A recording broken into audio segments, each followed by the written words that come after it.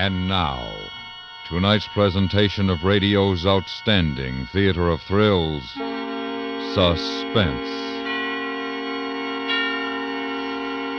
Tonight, we bring you the story of three convicts on a road gang in Florida who planned the perfect escape through the Everglades. We call it Quiet Night. So now, starring Stacey Harris, here is tonight's suspense play, Quiet Night.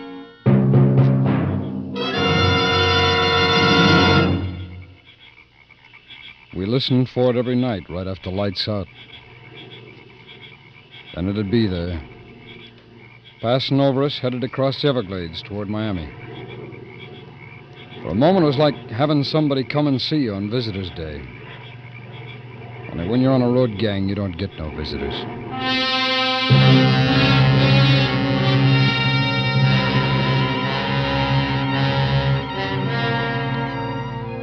There were 80 of us in that camp on the edge of the mangrove swamp.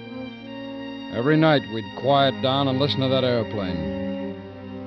Wondering about the people up there, where they'd been, where they were going, and wishing we were going with them. Then it'd be gone. But I'd feel good just knowing other people would hear it. People across the swamp over in Lakeland. They'd hear it about 6 minutes after we did. George. George Upshaw, wake up. George. What? Oh, Mother. Honestly, George, if you're so all fired sleepy, why don't you take your clothes off and go to bed? I can't yet. Haven't checked the jail. Seems to me that'll be Bert's job. That's what a deputy's for, isn't it? Keep the sheriff from running himself to death? Bert does his share. Well, if he wasn't your nephew, he'd starve to death. Hand me my hat, Mother. George, you know what Doc Lang told you. You gotta start taking it easy. I will. So long. George, Why? remember how you used to kiss me whenever you left the house? Well, we were younger then, Mother. People our age don't... Never mind. Go on. What's eating you, Martha? Oh, I don't know. Maybe it was here in the plane coming over from Havana. Remember when we took it home from our vacation? That was 9 years ago. They'd have a new plane by now. We haven't had so much fun since. We ought to get away for a few days. Maybe go to St. Petersburg and just sit on the benches for a spell. We will, one of these days. One of these days. Well, if you're going to jail, hurry up about it so you can get home and get your rest.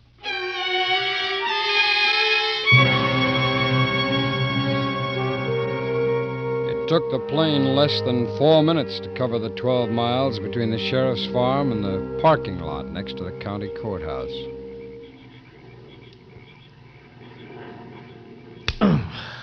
Lousy stinking mosquitoes. Want to put the window up? No, it's too hot. Bert, we ought to get out of here. Can't, honey. I'm on duty. I don't mean tonight. I mean get away from Lakeland for good. Where you figuring on going? Oh, up to Jacksonville, over to New Orleans. Nah. Wouldn't work. Now, what makes you talk like that? You? Me? If you didn't settle down. I wouldn't do what your husband did, but I wouldn't stay around you for 2 seconds. Honey, I never loved Harry. And you shouldn't have married him. I had to. I hated my folks. Harry got me away from them. How old were you? Almost 17. Bert, I wrote Harry today. Oh? I told him I wanted a divorce so I could marry somebody else. You will marry me, won't you? I'd like to see somebody try to stop me.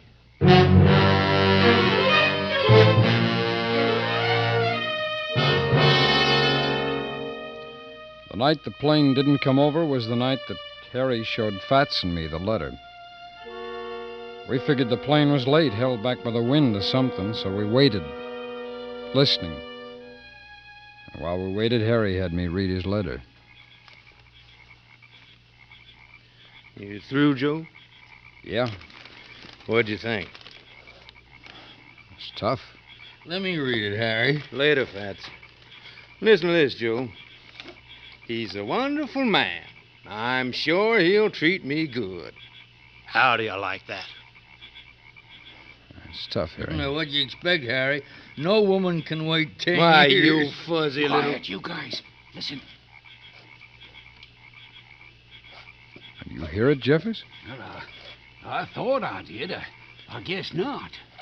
She sure turned out to be an ever-loving wife, didn't she? Makes me wonder if I did right killing Red Simmons. Maybe it should have been her. Well, you could still do it, Harry. We get enough money, we're making a break. Ain't that right, Joe? Fats, I told you before, don't talk about it, huh? We'd sure surprise her. Any of you guys got the makings? Yeah. Just don't forget where you got 'em, huh? Thanks. Hey, Harry. Yeah? You know that picture you got of her? You know, the one where she's wearing shorts? Yeah? Well, I was just thinking, you don't want it no more now. Why don't you give it to me, huh? Okay, Harry? What would you do with it, Fats? Oh, nothing. Just I ain't got no family, and I could sort of make like she's kinfolk. You know what I mean, Harry? I know what you mean. Well? No. Ah, you guys, you ain't got no feeling. Here's your tobacco, Joe. Thanks. That's okay, Jeffers. Joe, that plane ever been late before? Not since I've been here. And I'm getting nervous. Where do you suppose it's at?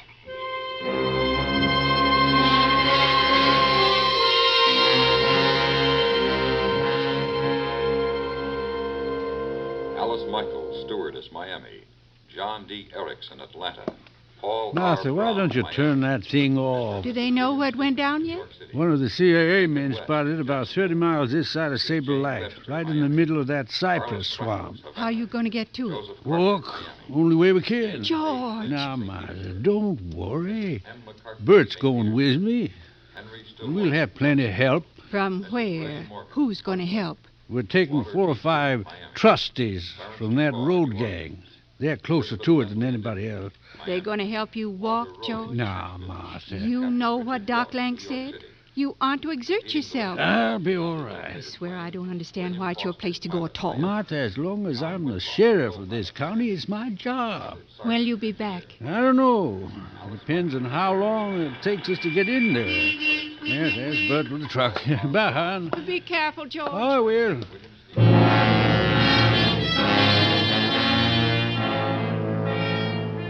Before we'd finished our grits, we'd heard what had happened to the plane. By 9:30, we were sitting in the back of the county sheriff's truck, bumping over an oyster shell road headed west toward the Gulf. The sheriff and his deputy had picked Harry, Jeffers, Fats, and me because we knew the swamps, and because we were trustees. After about half an hour, they stopped the truck. We piled out. Just put something back in for me to sit on. All right, you man. All right, knock it off. Sheriff wants to say something. From now on, we'll walk, and as fast as we can. When we reach the plane, we'll clear the trees and brush so a helicopter can get in to carry out the bodies. Any question? Sheriff, how far is that plane from here? About 10 miles southeast. Something bothering you, mister? Just thinking. 10 miles of swamp can be a long way. Sheriff, how we go about finding it? The plane from Lakeland will drop a smoke pot on it in about 5 hours. It'll burn long enough to guide us in. Anything else? What are we going to clear those trees out with? There's a crosscut, a handsaw, and an axe in the truck. You want to say something, Bud? Yeah. I'm not turning loose this shotgun at no time. First man even looks like he's thinking about a break gets it right in the gut. All right, grab the saw. Hey, you, fat boy. Oh, yes, sir? You tote the axe. Wear off some of that blubber. Yes. A little rough on them, weren't you, Bud? They are trustees. Maybe 3 of them. I ain't seen their records. But not Harry Breyer. You know what he did. Yeah, a lot of men might have done the same thing. We've never been in that kind of situation. Well, I tell you this. A road boss can call him a trustee all he wants. It ain't gonna cut no ice with me.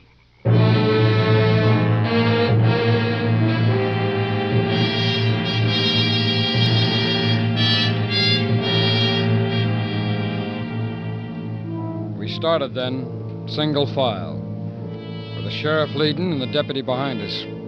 Like he thought we'd be crazy enough to run. Even if we did get clean away, where'd we go without money? We really moved along until we hit swamp. Then every step we took, our boots went in up to our ankles.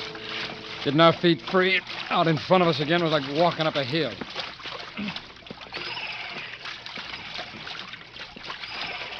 Joe, Yeah. look at the sheriff. What about him? He's gonna drop most any time. He's sick, Joe. Go on, Sheriff. Drop. Drop, Sheriff. Go on. Drop. Drop. Drop. What happened? Right here, Sheriff. Here, take a break, you men. Fall out. Fats. Harry. Bring your backs up against this tree.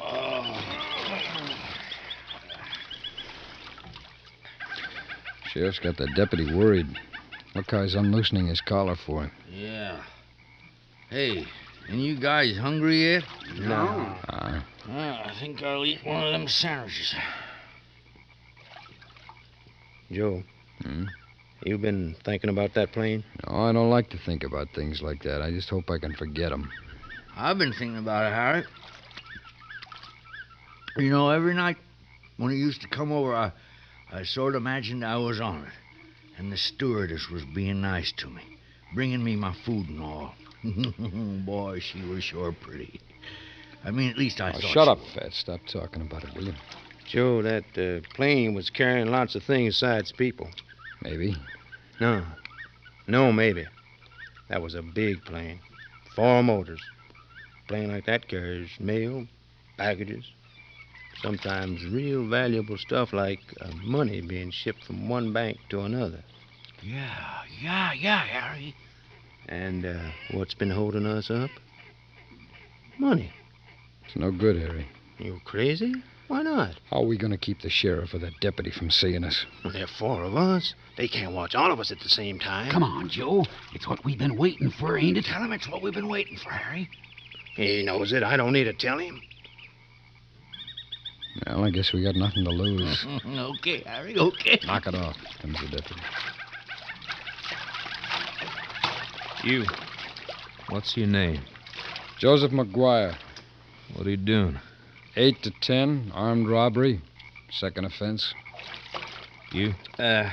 Henry Fats Carver? Offense? Oh, sir, it was a misunderstanding. I know you're innocent. Yes, sir. I'm sure glad. Never mind. All right, I know you, Harry.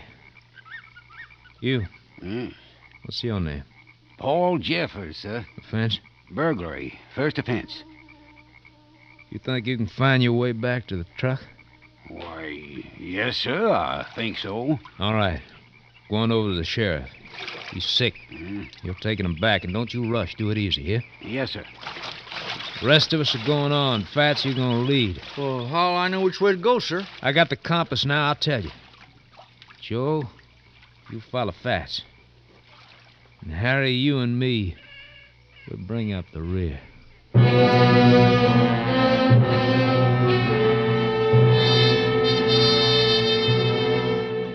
We started again. There are only 4 of us now. Fats, Harry, me, and the deputy. 3 of us against 1 of him. We didn't say anything. We didn't need to. But we were waiting for that one moment when he'd take his hands off that shotgun. And then it came. Okay, Fats, hold it up. Do you men see smoke rising off ahead? No, not yet. Hey, Mr. Deputy, can't somebody else carry this here axe? No. Joe. Yeah, Harry. Sir, are you sure we're headed in the right direction? I'm sure. He's not so sure. Look at him, Joe. Yeah, I know. He's going to reach in his pocket for that compass. Fats. There he goes. Now, Fats. Now! The gun, Harry! Get the gun!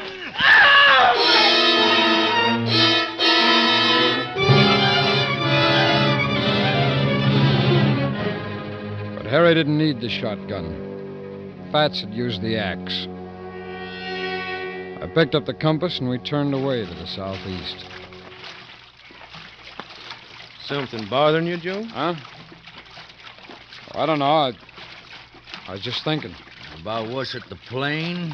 Oh, I was thinking about that deputy. Don't feel bad about him. He was itching to use this here shotgun on us. Yeah, that's right. I just don't know. You suppose he had a family? Him? Who'd marry something like him? Hey, you guys, What's the matter? Look at it. Wait. What? It's smoke. Black smoke. It's the plane. Come on, it's the plane. Come on!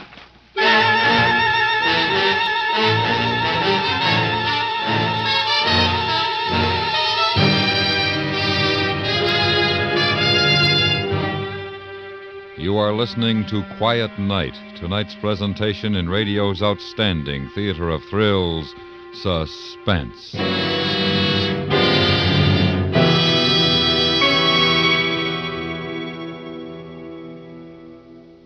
For a good time tomorrow during the day, don't miss the goings-on when it's Arthur Godfrey time.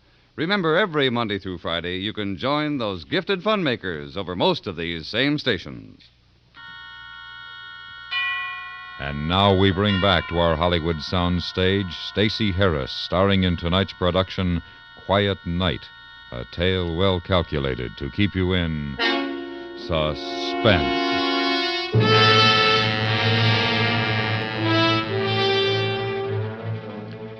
We were heading for that thin stream of black smoke rising out of the swamp that marked the position of the fallen plane.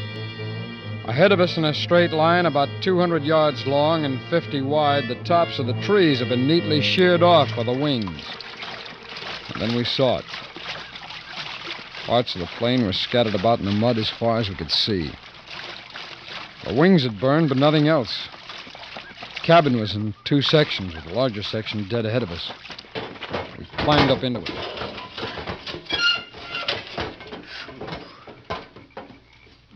Joe, you ever been in a plane like this one? Once, Yeah, when? when I was trying to get out of the country. You know where they'd keep mail and stuff like that? I think so. I think it'll be up front, about where the pilot sits. Oh, maybe in here somewhere, huh? Yeah, I think so. Let's take a look anyway. Watch your head, Joe. All right. Boy, I haven't seen anything this bad since the Navy. You in the Navy? For you. Just for you. Well, they wouldn't take me. I got a bad knee. I tried to get in, but on account of this bad knee of mine, they just didn't Here it want is, me. Harry. Come on, let's get it out of here. Okay, here, now, come on, Fats. Grab a hold of one of these here bags. Boy, this thing's... Listen. It's a helicopter. Come on. Oh, what about this mailbag? Get it later. Come on.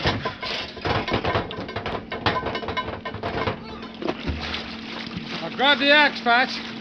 Harry, over here. Now, Fats, get busy chopping on that tree. Go on. All right. Come on, Harry. Where is he? Can you see him? No, not yet. The trees are too thick. He's gonna have to get right over us. Here he comes. Now, act natural. Cut out the chopping, Fats, and smile. Wave to him. That's it. Now, everything's fine. Smile. Hi. Hi there. Hey. That's it. You think he's looking for that deputy? I hope not.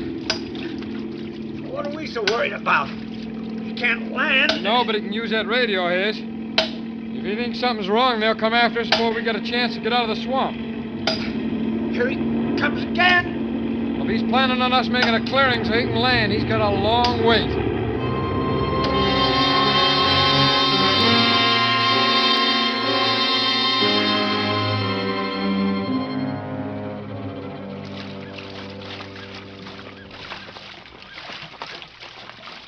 How much out of that mailbag, Joe? 482. Not bad. Well, why don't we look in that other part? Maybe we'll find some more stuff. In a minute, Fats. Altogether, we got about 1,500. That'll get us to Cuba. From there, we can work our way down to South America. When do you think we'll get there, Harry? Couple of weeks, Fats. We can rent a boat in Lakeland. Friend of mine's got one. Now, that's providing we get across to Lakeland tonight. Yeah. How far is Lakeland from here? 15, 20 miles. I'm tired. How come we gotta make it all in one night, huh? Because that helicopter will be back in the morning, and when there's no place for him to land, he's going to know what's happened. Oh. We better leave in about an hour. Hey, we got any more of them sandwiches left? Nah, nothing. You're so hungry, Fats, why don't you take a look in the galley? You know what? The galley, over there, in the tail section. The stewardess usually keeps the food back in there. Okay, I'll go take a look. Cigarette, Joe? No, Tailor-made. I don't want one, Harry. Okay. Oh, here, let me give you your You share. keep it. What? Keep it, I said. I don't want it. What's the matter with you? I don't know. I'm getting fed up with everything. Us, this place, Fats, you, everything. Nah, you'll feel better when we get on that boat to Cuba. Hey, you guys! Now what? Yeah? Come here, quick! What is it? Take a look in here. Look, there's a young kid. God, Harry, let me see. This kid's alive. You crazy. How could he be? I don't know, but look at him. Nah, he's probably so messed up inside he won't live long. Well, you can't tell. Kids like this are strong. They take a lot, bounce back hard. What you reckon we should do about him? Nothing. Just walk away from him, huh? Just forget he's here? Well, what else can we do? Are you a doctor? Am I? He don't look like he's hurt so bad he ain't bleeding. If we're going to get to Lakeland before morning, we can't fool around with him. Fats, take this rag outside. Dip it in some water, will you? So you put a cloth on his head. What are you, Joe? Some kind of healer? You got a magic Go on, cloth? Fats. Do it, huh? Come on, Harry. Help me straighten him out. Come on. Take it easy. Hand me that blanket behind you. Okay. Joe. I'm not leaving this kid, Harry. What? I told you how I felt about things before. I'm fed up. I would have gone, but not... Well, I can't now. But, Joe, you're the one that's been talking escape. You stood by while we killed the deputy. All right, Well, you Harry. watched. All right. Now, all of a sudden, you get religion. Why? This kid, that's why. This kid dies, he'd be just the same as if he were with barrels of that shotgun right in his face and pulled the trigger. Now, how do you figure that? Because if that helicopter had a place to land, he'd be in a hospital by now. That's how. Hey, guys! Sun's starting to go down. Give me that rag. Hey, maybe I can help Joe. Let me see his Get eye. out of here, will you? Now go on, both of you. Get out.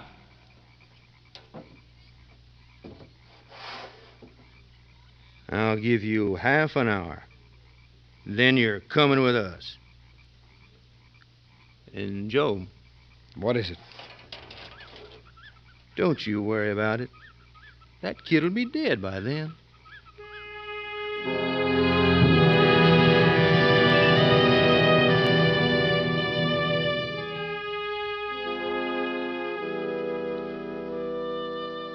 But the kid didn't die. And in a few minutes, his breathing came easier, like he knew he wasn't alone anymore. I looked through his clothes for some kind of identification, but there wasn't any, not even his flight ticket stub or baggage check. He'd been traveling with somebody. His father or mother or both. But he would live. Yeah, I'd get him to a hospital in time, and someday he'd know what I'd done for him. It was a nice dream, and then the half hour was up. Joe, I'm over here, Harry. you notice the sky? It's clouding up. Yeah, I noticed it's going to rain. We're leaving, Joe. Well, go ahead. You're coming with us. We can't let you stay, Joe. They'll be here in the morning. You'll tell them where we've Now, gone. you know me better than that, Harry. Sure. Not even if they promise you a pardon, huh? I'm not going with you, Harry. Now, you and Fats can... Where's Fats? Where is he, Harry? Fats? Fats? Hey, Joe, come on Fats! back here. He's doing it for you, Joe. For you. Fats. What did you do to the kid? Now, Joe, I didn't do nothing to him. Harry told me to, but I didn't. No, don't hit me, Joe. Please, don't. That's enough, Joe. Cut it out. You put him up to killing the kid, huh, Harry? It's for your own good, Joe. For all our good. We gotta stick together. No. Not now, not after this. You got a choice? I think so. Against this shotgun. It's clouding up outside, Harry. You can't make Lakeland without stars. Or without a compass. Huh? Where's it at? What'd you do with it? No soap, Harry. You want that compass? You give me the shotgun. You hit it while you were outside just now. That's right, Harry. Tie him up, Harry. We can make him tell us where it is. You want to try, fat boy? You go ahead. Well, go on. You got all night. No, you know we haven't. Okay, Joe. You win. Oh, Harry! Shut up. All right, Harry, break the shotgun. Come on. Give me the barrels, and I'll go get you the compass.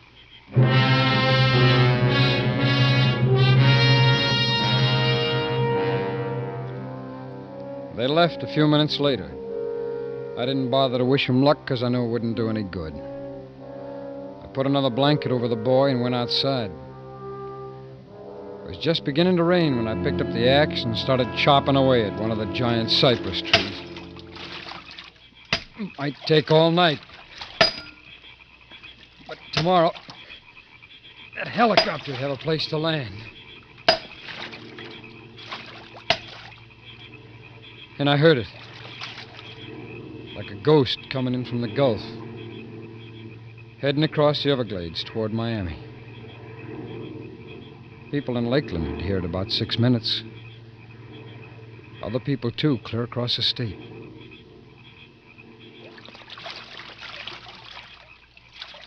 And it was gone. For a moment, it was a real quiet night. Only for a moment.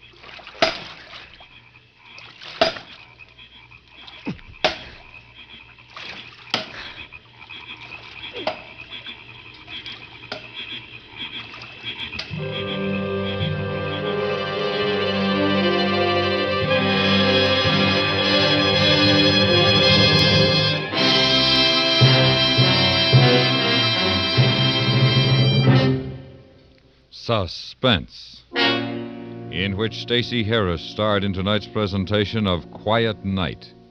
Listen again next week when we bring you another presentation of radio's outstanding theater of thrills, Suspense.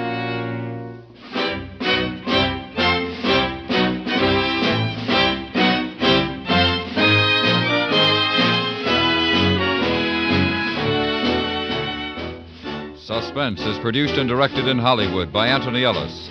Tonight's script was written by Charles B. Smith. The music was composed by Lucien Morawek and conducted by Wilbur Hatch. Featured in the cast were Helen Klebe, Herb Butterfield, Charlotte Lawrence, Tony Barrett, William Forrester, Joseph Kearns, Joe Duval, and George Walsh. For dramatic excitement, don't miss the next explosive episode of the FBI in Peace and War, tomorrow night over most of these same stations.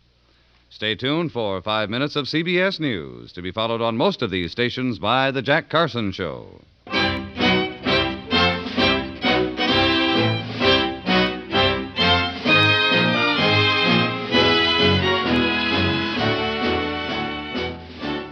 The Radio Workshop presents the new and unusual Friday nights on the CBS Radio Network.